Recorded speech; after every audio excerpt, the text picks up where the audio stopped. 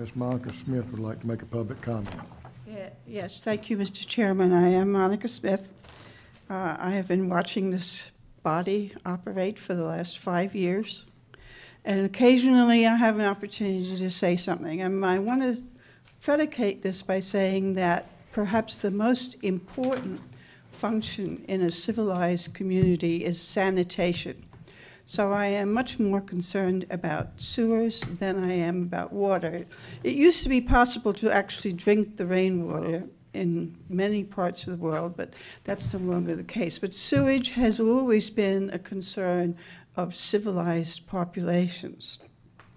I used to think that Glynn County was just a little backwards. Okay? In recent months, I've been looking at some history, and I'm about to conclude that Glynn County has been moving backwards. In the 1940s, when subdivisions were laid out, they provided for space for parks, roads, and eventual sewer installations. That was true of Brunswick Villa. It was true of Oglethorpe Park on the island. It was also true of the Peterson Subdivision off of Demery Road. Now, Oglethorpe Park and King's Village and King's Terrace and the South End on St. Simon's were provided with central sewer services some good long time ago. And as late as 1983, the Glynn County Commission, which was then in charge of sewers, passed a resolution that was as follows.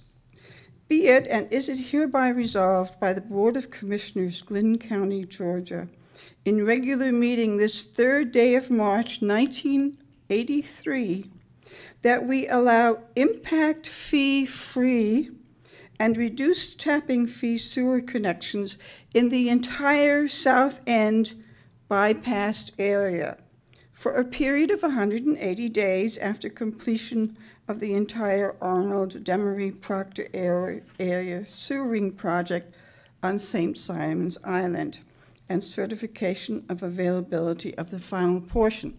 I bring that to your attention because now, in the year 2019, we have a subdivision on St. Simon's Island, Peterson Subdivision, which has 19 lots, and adjacent to which there are some 20 acres of undeveloped land which does not have sewer service.